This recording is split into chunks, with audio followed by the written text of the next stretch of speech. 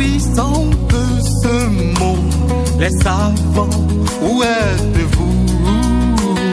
Oui, Christ a pris un peu de temps pour vous confondre tous. Ma Bible au quotidien, le verset du jour, Proverbe chapitre 21, le verset 1, je cite: Le cœur du roi est un courant d'eau dans la main de l'Éternel.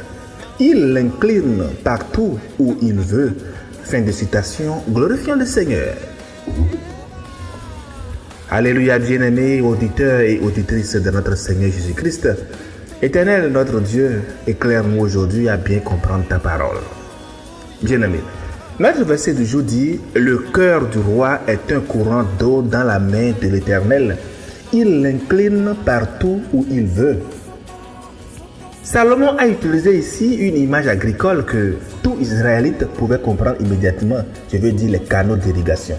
En terre aride, l'agriculteur creuse des sillons et oriente l'eau exactement là où les cultures en ont besoin. Je suis agronome, donc j'espère que vous comprenez le sens de la chose.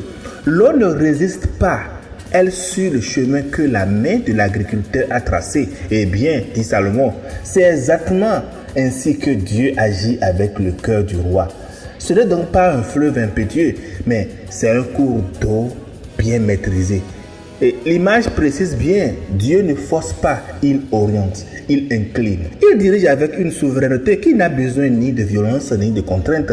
Et remarquez bien, notre texte dit le cœur du roi.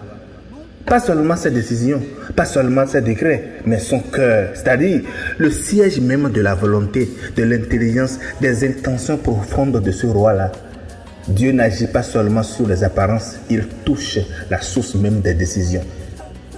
Chers amis dans le Seigneur, oui, notre verset du jour nous dit cela, mais il y en a encore d'autres exemples dans la Bible. Dans Esdras chapitre 1, le verset 1, l'Éternel réveille l'esprit de Cyrus, roi de Perse, un roi païen, pour qu'il proclame la reconstruction du temple de Jérusalem.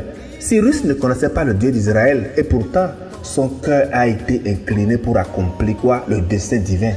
Également dans le chapitre 12 de Exode, Pharaon, après avoir résisté obstinément, a fini par laisser partir le peuple. Le cœur du plus puissant monarque de l'époque, orienté bien sûr par la main de l'Éternel. Et dans le chapitre 2 de Néhémie, on peut voir que c'est le roi Artaxerxès qui a accordé des lettres, des ressources nécessaires pour rebâtir les murailles de Jérusalem. Dieu utilise le cœur même des dirigeants pour accomplir ses desseins. Mes chers amis dans le Seigneur, cette vérité n'est pas que pour les rois de l'Antiquité. Je vous dis qu'elle s'applique à chaque époque, et y compris aussi la nôtre. Aujourd'hui, nous regardons la télévision, voir les événements du monde se dérouler. Nous nous focalisons naturellement sur les actions du peuple et des nations, sur ce que font les dirigeants, sur leurs programmes, leurs alliances, leurs décisions. Nous voyons autour de nous ce qui se passe en Ukraine, en Israël, aux États-Unis, en Iran, tout ça. Mais que dit la Bible? La Bible nous rappelle que Dieu est souverain sur chaque phénomène et sur chaque personne, y compris celles-là qui sont des impies. Cela ne signifie pas que Dieu excuse tout ce que ces dirigeants-là font. Mais cela signifie que, quelle que soit l'intrigue de leur programme, la confidentialité de leur plan, le manque de pitié de leur intention, je vous dis qu'ils ne peuvent librement atteindre leur but face à Dieu. Parce que Salomon nous le confirme au verset 30 du chapitre le 21. Face à l'Éternel, il n'y a ni sagesse, ni intelligence, ni conseil qui tiennent. Ah, aucune stratégie humaine ne peut contrecarrer les desseins de Tout-Puissant. Voilà qui change notre regard sur le monde d'aujourd'hui. Nous n'avons plus besoin de vivre dans l'angoisse devant l'actualité. Parce que quand nous voyons tout ce qui se passe, une décision qui est prise quelque part où le monde chamboule, Dieu a un plan pour nous, pour les nations. Il veut façonner les événements, les pensées et les actions des hommes afin que nous puissions accomplir ses desseins. Les rois, les dirigeants, Dieu les façonne et à un moment donné, c'est le dessein de Dieu qui va s'accomplir. Il les utilise sans qu'eux-mêmes ne s'en rendent compte. Aussi longtemps que nous fixons nos regards sur l'Éternel, nous n'avons pas besoin d'être effrayés. Mais attention mes chers amis, il faut garder le discernement parce que c'est essentiel. Néhémie a prié, oui, mais il a aussi préparé son plan avant de se présenter devant le roi.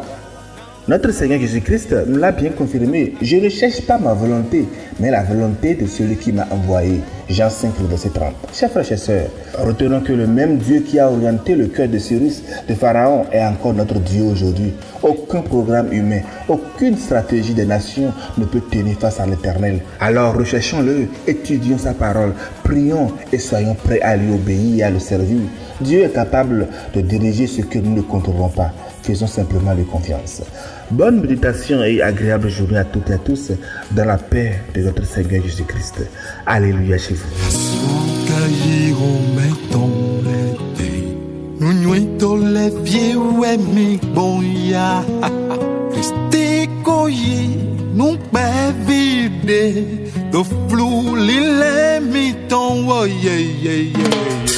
Sa